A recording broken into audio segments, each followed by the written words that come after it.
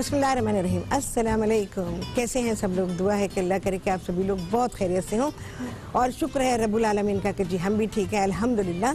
अच्छा जी, आज आपकी फरमाइश पर मैं बना रही हूँ लजीज क्रम केक। बहुत मज़ा आएगा सीख कर। बहुत ही लाजवाब केक है, बेहतरीन केक है, बेकरी से लेते हैं, बहुत महंगा मिलता है। तो आज आप सीखने वाले हैं क्रम केक। जिसने फरमाइश की थी वो अगर चाहें तो फ़ोन कर सकती हैं और अपनी खुशी का इजहार कर सकती हैं। पहले खुश हों, उसके बाद ये रेसिपी सीखें। लिखने का सारा सामान अपने पास रख लीजिए और बहुत ही ध्यान से देखने की रेसिपी है। आप सभी लोग मुझे कॉल कर सकते हैं, जो दिल चाहता है बात कर सकते हैं, जो दिल चाहता है अपनी फरमाइश दे सकते हैं।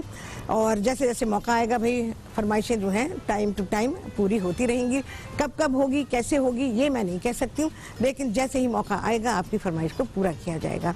अच्छा जी, लजीज क्रम केक, इसके लिए क्या चीज़ें आपको चाहिए होंगी? इसमें बहुत सारा मक्खन जाता है और इसलिए मैंने कहा कि ये बेकरी में बहुत महंगा मिलता है, क्योंकि वही बात आ जाती है कि बेकिंग की चीज़ें जब आप बनाते हैं तो उसमें मैं पहले भी आप लोगों को बता चुकी हूँ कि मक्खन की बड़ी अहमियत है। वो हम लोग कुकिंग ऑयल वगैरह या घी के साथ चीज़ें बना लेते हैं कुछ, लेकिन मक्खन जो लज्जत देता है, जो उसकी क्वालिटी बनती है बेकिंग की चीज़ों की, वो मक्खन से ही बनती है। तो इसमें मक्खन काफ़ी जाने वाला है। तो सबसे पहले यहाँ पर क्या करेंगे, ये मेरे पास मैदा है, 2.5 प्याली मैदा है, 1 प्याली इसमें है ब्राउन शुगर और 1 खाने का चमचा है पिसी हुई दालचीनी। ये यहाँ पे रखा हो, यहाँ से अच्छी तरह देख सकते हैं, ठीक है। मैंने एक ही प्याली में डाला हुआ है क्योंकि जाहिर है कि इसी में मिक्स होना है। और 1 प्याली आपको चाहिए होगा पिघला हुआ मक्खन। तो अब लोगों के पास ये मसला आ जाता है कि भाई मक्खन तो पहले सॉलिड होगा, बाद में पिघलाया जाएगा, तो कितना लेना चाहिए? पहले आप 3/4 प्याली लीजिएगा। मैंने ऐसा कुछ नहीं किया हुआ, मैंने तो सीधा मक्खन का पूरा बार जो था वो पिघलाया और ले लिया। मैंने कोई मेजर नहीं किया हुआ, कुछ नहीं किया हुआ मैंने। लेकिन आपकी आसानी के लिए बता रही हूँ कि आप क्या करेंगे, आपने पूरा जैसे 200 ग्राम का बार होता है वो आप ले लीजिए और उसमें से उसका बहुत थोड़ा सा 10% पोर्शन जो है वो निकाल दीजिए और बकिया को आप किसी बोल में इस तरह से डाल के और उसको पिघला लीजिए। चाहे आप डबल बॉयलर पे पिघला सकते हैं, माइक्रोवेव में इसको पिघला सकते हैं, जैसे आपको आसानी हो। ये पिघला लिया गया है और इसको आप नाप लीजिए कि ये 1 कप हो गया।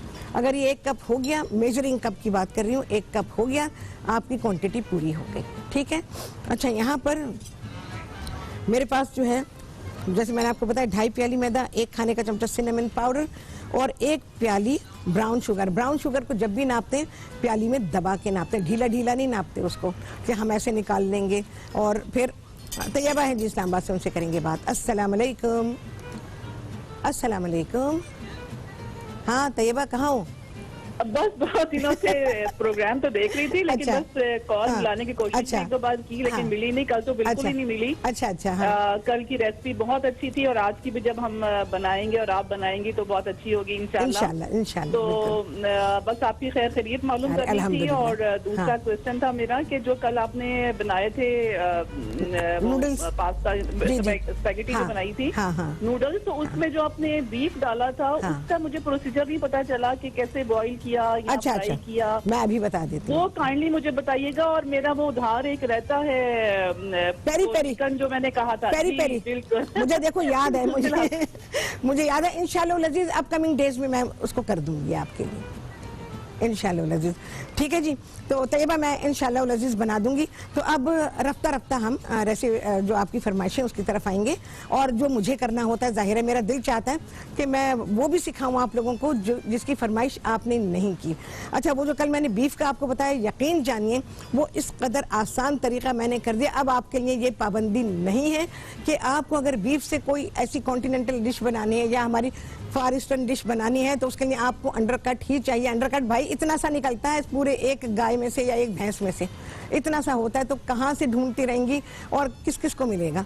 तो कोई भी पोर्शन लें जो आपको पसंद है और उसको आप क्या करेंगे, जितना भी रेसिपी में दिया गया है या जितना आप इस्तेमाल करना चाहती हूँ वो पूरा पोर्शन ले लीजिए और उसको आप चाहें तो पीसेस करके उसको पानी डाल के बिल्कुल हल्का सा नमक डालें, हल्का सा, क्योंकि रेसिपी में आगे नमक आना होता है या ऐसे सॉसेज होते हैं जिनमें नमक काफ़ी ज़्यादा होता है, तो फिर वो नमक आपकी रेसिपी को डिस्टर्ब करेगा। तो बिल्कुल ज़रा सा, क्योंकि पानी में पकेगा गोश्त तो वो फीका ना हो जाए, सिर्फ इसलिए बहुत ही ज़रा सा उसमें नमक डालेंगे। चाहे आप उसके मुताबिक, रेसिपी के मुताबिक कट करके उसको पका लें, चाहे तो आप साबुत पका लें। साबुत में ये होता है कि टाइम बहुत लग जाता है, और उसके बाद आप उसको कट कर लीजिए। तो अब जो भी ऐसी डिशेज हैं जिनमें कि बीफ इस्तेमाल होगा, वो चाइनीज़ हो, वो कोई सी भी हो, जिनमें कि हम जिसको स्टर फ्राई करते हैं या सौते करते हैं, उसमें आप बीफ को पका के इस्तेमाल करेंगे। जैसे मैंने 18-19 साल पहले आप लोगों को सिखाया था कि गोश्त जो है, चाहे वो बकरे का गोश्त हो चाहे वो गाय का गोश्त हो, उसको आप पका के लेकर अपनी रेसिपी को बनाइए। यकीन जाने आज तक कितना हिट है कि जो आता है अपने प्रोग्राम के लिए वो पका के लेकर आता है। तो सबको देखे ना, कितने हजारों लाखों लोगों के वो चीज़ काम आ रही है, इवन घरों में काम आ रही है, टीवी शोज में काम आती है, सबको आसानी होगी। वरना सिर्फ चिकन चिकन चिकन चिकन ने तो आउट कर दिया, तो बल्कि चिकन को आउट ही कर दें। तो चलें जी, बहुत ही अच्छा केक बनने वाला है। मैंने रोक इसलिए दिया कि मैं बीच में इसको रोकना नहीं चाहती, और आपके सामने बनाऊंगी सारी चीज़ें इस ब्रेक के बाद।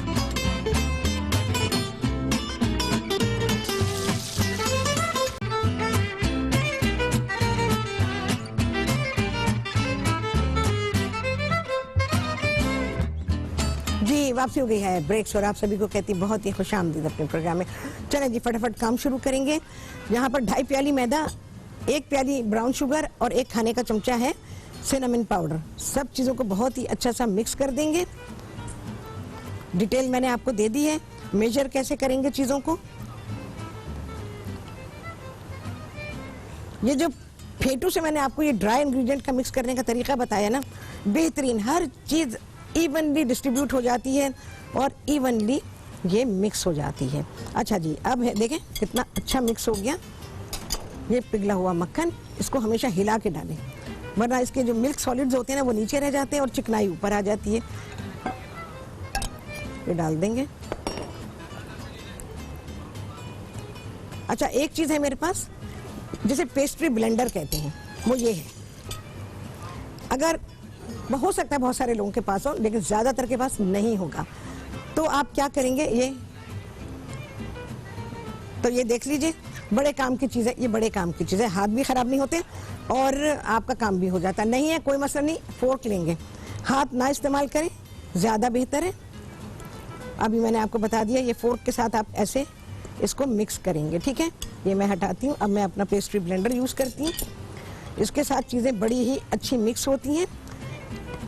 इवन आपका बटर जो है वो भी अगर सख्त है तो वो इससे बहुत ही अच्छा सा मिक्स हो जाएगा।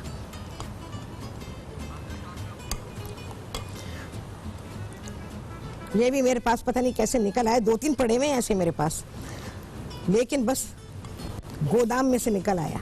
गोदाम है रियली, मैं आपको बता रही हूँ, इतना सामान पड़ा है, तौबा। अब मैं ही तौबा कर रही हूँ। शौक में तो खूब खरीद लेते हैं और उसके बाद फिर कहते हैं तौबा। तो मुझे ख्याल आया, मैंने कहा चलो यार इसको इस्तेमाल करते हैं। आपको बताते भी हैं कि इक्विपमेंट के बारे में। देख रहे हैं जी कैसे तेज़ी से मिक्स हो गया, हाथ भी ख़राब नहीं हुए, बेहतरीन तरीके से मिक्स हो रहा है, ठीक है जी। अब ये हो गया, अच्छा मिक्स हो गया। नहीं हुआ तो लास्ट मोमेंट पे मैं इसको एक बार और चला दूंगी। मेरे ना हाथ ख़राब हुए ना कुछ हुआ। अच्छा, फोर्क से भी आपका ऐसे ही हो जाएगा, ठीक है।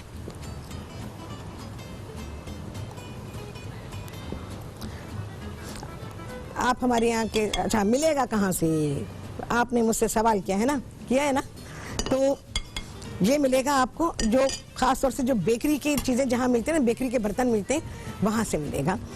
पेस्ट्री ब्लेंडर कहिएगा, मिल जाएगा, बड़े आराम से मिलेगा। मैं अगर आपको अब बताऊँ जो अब हालात हैं उसके हिसाब से। अच्छा जी, यहाँ पर है आधी प्याली दही। अब हम केक बना रहे हैं। क्रम्ब है हमारा जो कि टॉपिंग पे जाएगा।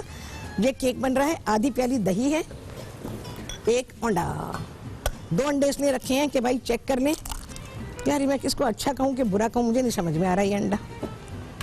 अच्छा, आजकल अंडे आ रहे हैं जर्दियाँ टूटी हुई हैं अंदर से, तो समझ में नहीं आता ये अंडा सही है या ये अंडा खराब है। चलो ये कुछ बेहतर है। अंडा आ गया, 1 खाने का चमचा वनीला एसेंस।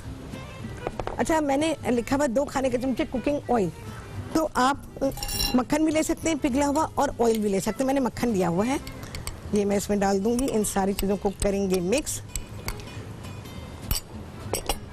और जी 1/4 प्याली दूध है। ये सारी चीज़ें मिक्स हो जाएंगी। रेसिपी कार्ड चल रहा होगा बराबर, तो आप लोग देख सकते हैं। इसको मैं रखती हूँ साइड पे। ये अंडा भी गया इधर। अब आ जाते हैं ड्राई इंग्रेडिएंट की तरफ। ड्राई इंग्रेडिएंट में 1.5 प्याली मैदा है, आधी प्याली चीनी है जिसको कि पीस लिया गया है। आधी प्याली चीनी पहले लेंगे बाद में पीसेंगे, ठीक है। बहुत सारे लोग पिसी हुई चीनी लिख देते हैं, गलत होती है वो रेसिपी। जिसमें भी आपको पिसी हुई चीनी की मेजरमेंट देंगे वो गलत है रेसिपी। मैं अभी आपको बता रही हूँ। बहुत अल्हम्दुलिल्लाह, अल्लाह का लाख लाख शुक्र, बहुत एक्सपीरियंस है मुझे, तो मैं आपको बिल्कुल सही चीज़ बता रही हूँ। कभी भी आप शुगर को जब भी लेंगे पहले चीनी को नापेंगे फिर पीसेंगे, क्योंकि पीसने के बाद उसका वॉल्यूम बढ़ जाता है। आपका तो केक फीका रह जाएगा अगर आपने पीसने के बाद इसको नापा तो। अच्छा जी, अब क्या है, 1.5 प्याली मैदा, आधी प्याली चीनी जिसको कि पीसा गया है, 1.5 चाय का चमचा है बेकिंग पाउडर, आधा चाय का चमचा है बेकिंग सोडा और तकरीबन 2 चुटकी या 1/4 चाय का चमचा इसमें है नमक। सारी चीज़ें आ गई और ये मिक्स, ये फेंटू के साथ मिक्सिंग बेहतरीन होती है। आपकी कोई चीज़ भी ऐसा नहीं रहेगा कि कोई अच्छी तरह से मिक्स नहीं हुई। चलो जी, हो गया। अब इधर आ जाते हैं।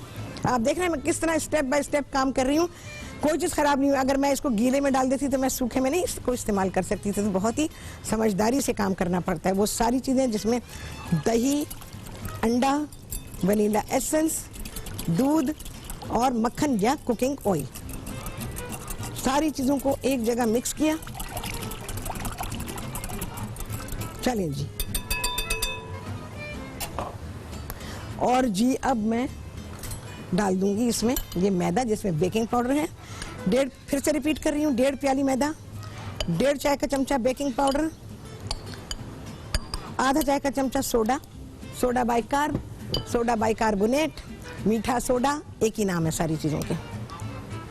इसको मिक्स करेंगे। अच्छा, ये थोड़ा स्टिकी डो होगा, इसको मैं तरीका बताऊंगी आपको कि आप कैसे अपने पैन में लगाएंगे। अवन को करेंगे पहले से गर्म, ये सारा काम शुरू करने से पहले राहत स्टोन अवन गर्म हो रहा है, आप देख लें। और इलेक्ट्रिक या गैस अवन है तो उसको आप 170 175 पे गर्म करेंगे, ठीक है।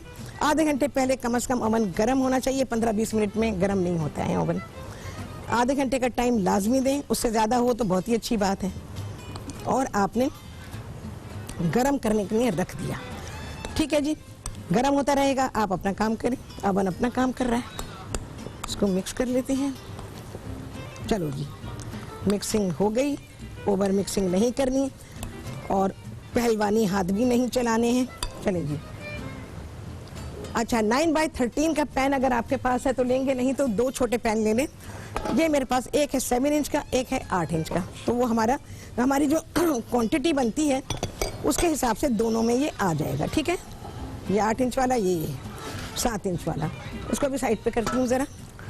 ऑयल लगाएंगे, मैदा लगाएंगे, सब तरफ हिला के लगा देंगे और एक्स्ट्रा जो होगा उसे उल्टा करके झाड़ देंगे। चलें जी, आ गया है ब्रेक, और ब्रेक के बाद क्या करेंगे, अब इस बैटर को डालेंगे और आपको दिखाएंगे ब्रेक के बाद।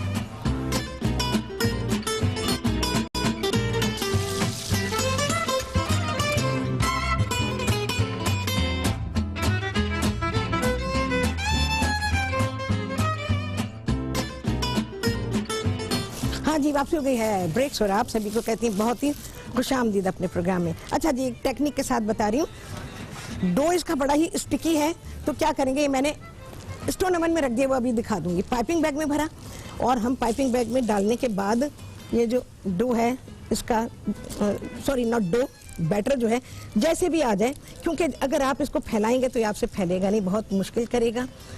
और तरीका मैंने आपको बताया हुआ है कि आप स्पून को गीला करके भी कर सकते हैं। अच्छा, ये देखें, अब मैं वो वाली जो दूध की थैलियाँ होती हैं उसमें बता रही हूँ। पाइपिंग बैग नहीं है, कोई मसला नहीं है।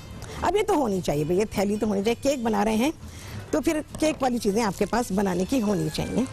अच्छा, इसको थोड़ा सा चिकना कर लीजिएगा थैली को अंदर से, वरना सारा चिपकेगा, वेस्ट होगा एक्चुअली, तो हमें वेस्ट नहीं करना है।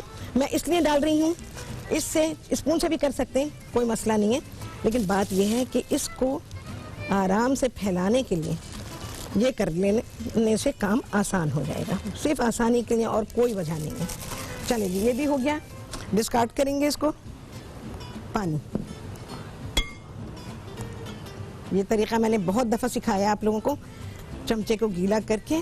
अब हम इसको इवनली फैला लेंगे जो हमारा बैटर है।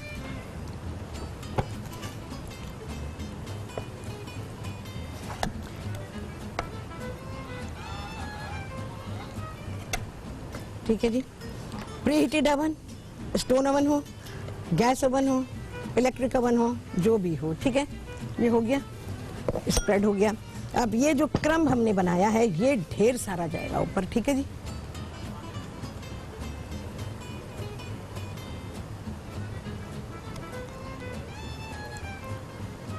अच्छा, शुरू में जो डालेंगे क्या करेंगे,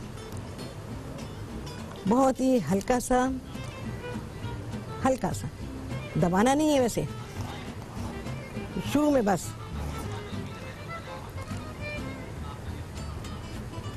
देख लिया जी। और अब नहीं दबाएंगे।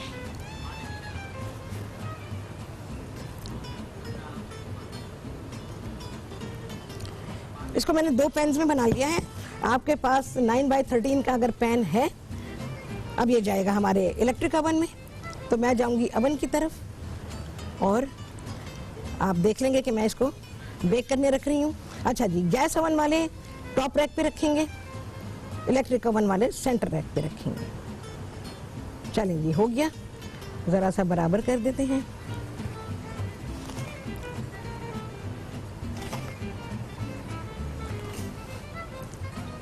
डन, ठीक है जी। ये सारा बराबर करें, ठीक है, ऊंचा नीचा ना रहे। जा रही हूं।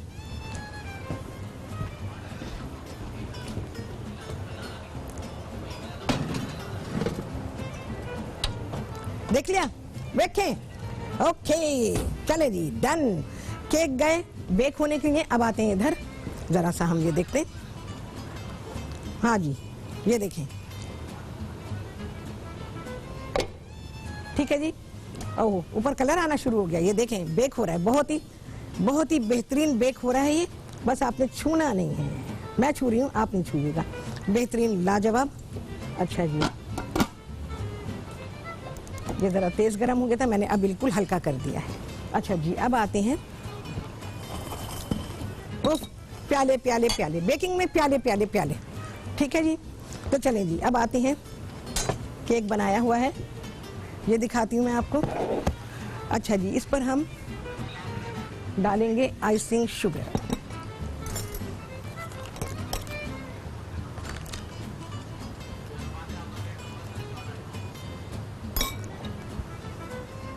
फिर हम इसके पीसेस काटेंगे।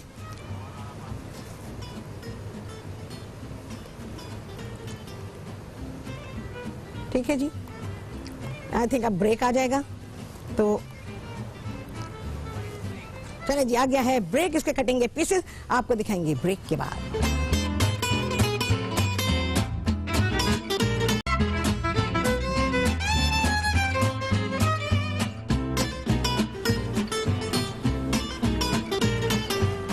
हाँ जी, वापसी हो गई है ब्रेक्स और आप सभी को कहती हूँ बहुत ही खुशामदीद अपने प्रोग्राम में। अच्छा जी, यहाँ पर मैं अब निकालूंगी जो केक मैंने आपको दिखा दिया था, उसमें मैंने डाली थी आइसिंग शुगर। हमने उसके पीसेस कट कर लिए। अब पीसेस अपने हिसाब से बना ले, वैसे स्क्वायर पीस बनाए बेहतर रहता है। तो ये मैं अपनी प्लेट में लगाऊंगी अब।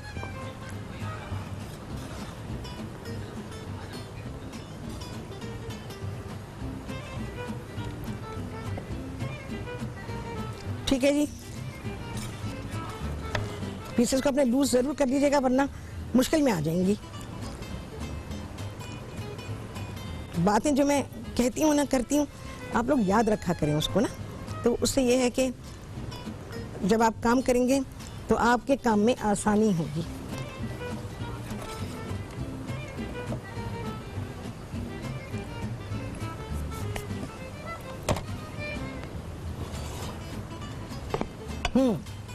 कैसा? डन, एकदम डन, बिल्कुल फर्स्ट क्लास केक है, लाजवाब है। टेस्ट किया है भाई हमने, साफ बात है। और खैर टेस्ट करके क्या बताऊं, पहले भी टीवी पे आपको नहीं सिखाया था, पर वैसे बनाती रही हूँ।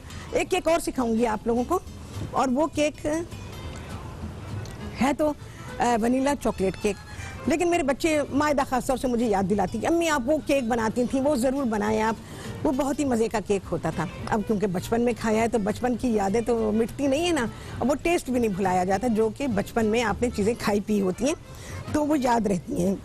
तो अब मेरा इरादा है कि इंशाल्लाह लजीज वो वाला केक आपको सिखाऊंगी, यकीनन बेहतरीन होता है क्योंकि बच्चों ने उसको याद रखा है तो लाजमी अच्छा होगा। और इसके अलावा एक मैं बनाती थी रोस्टेड आलमंड केक, वो भी बहुत ही बेहतरीन लाजवाब। जैसे जैसे मौका होगा याद भी आ जाए, याद आना भी तो ज़रूरी है ना, चीज़ें याद नहीं आती हैं और फिर जब बनती है तो फिर कहते अरे ये भी बनाना चाहिए था, तो इस तरह से होता है। अच्छा जी, केक हमारे रमा दवा हैं, वो तो बेक हो रहे हैं। छोटे पैन में बनाएंगे ऑब्वियसली बेकिंग टाइम कम हो जाएगा, बड़े पैन में बनाएंगे तो उसका बेकिंग टाइम एटलीस्ट है 35 मिनट्स, लेकिन आपके ओवन में आगे पीछे हो सकता है। केक को चेक करेंगे और यहाँ मेरा वुडन वो नहीं है, ये है। केक को जब 25 से 30 मिनट हो जाएं, फिर आपने सेंटर में ये डाल के देखनी है वुडन स्टिक। अगर इस पर कुछ गीला लगे तो समझिए ये अभी बेक होगा, अगर ड्राई निकला है इमीडिएटली अपने केक को बाहर निकाल लें, और अगर आपने इसको ओवन में ही छोड़ा तो फिर ये ड्राई हो जाएगा, फिर आपको मज़ा नहीं आएगा केक में। तो इसमें इसकी डननेस बस यही है, और ऊपर हल्की सी ब्राउनिंग आ जाएगी, जो क्रम हमने डाले हैं उस पर ब्राउनिंग आएगी, तो इसका मतलब ये है कि ये क्रम्स भी बेक हो गए हैं। बहुत ही लाजवाब टेस्ट देते हैं। जहाँ कराची की एक बेकरी है वो भी बनाती है, तो किसी दिन वो वाला केक आपको सिखाऊंगी, वो भी क्रम केक है, लेकिन वो मैं किस तरह का होता है वो मैं आपको सिखाऊंगी, लेकिन अभी नहीं सिखाऊंगी, कुछ अरसे के बाद, थोड़ा टाइम गुजर जाए। अभी तो ये केक बनाएं, इसको एंजॉय करें और फिर बताएं जी कैसा बना। इतनी सारी टिप्स आपको मिली हैं, ख़ास तौर से पैन में लगाने के लिए। अगर आप बोल से उठा के स्पून से डालेंगे आपको बहुत टाइम लग जाएगा, और ऐसे में क्या होता है कि ज़्यादा देर तक केक का बैटर गीला रहे और वो ओवन में ना जाए तो फिर उससे केक ख़राब हो सकता है, क्योंकि जो इसमें लेवलिंग एजेंट्स हमने डाले होते हैं, यानी बेकिंग पाउडर है या सोडा है, वो तो गीला होते अपना काम शुरू कर देता है। अब है टाइम उसको हीट लगने का, जो हम नहीं लगा रहे, हमने अपने दूसरे कामों में अपने आप को लगा लिया, या उसी को हैंडल कर रहे हैं। ज़्यादा हैंडल करेंगे तो भी आपका केक ख़राब हो जाएगा। तो जो प्रोसीजर मैंने आपको बताया कि आपने उसको पाइपिंग बैग में डालना है, या ये जो थैलियाँ आती हैं इसमें डालना है, हल्का सा उसको चिकना करें और उसके बाद फिर आप इसको अपने केक टिन को फिल करें। चलिए जी, कितने लगे चांद आप सभी गिनेंगे। आपसे होगी मुलाकात अगले प्रोग्राम में बहुत ही आला रेसिपी के साथ इंशाअल्लाह। अल्लाह हाफ़िज़।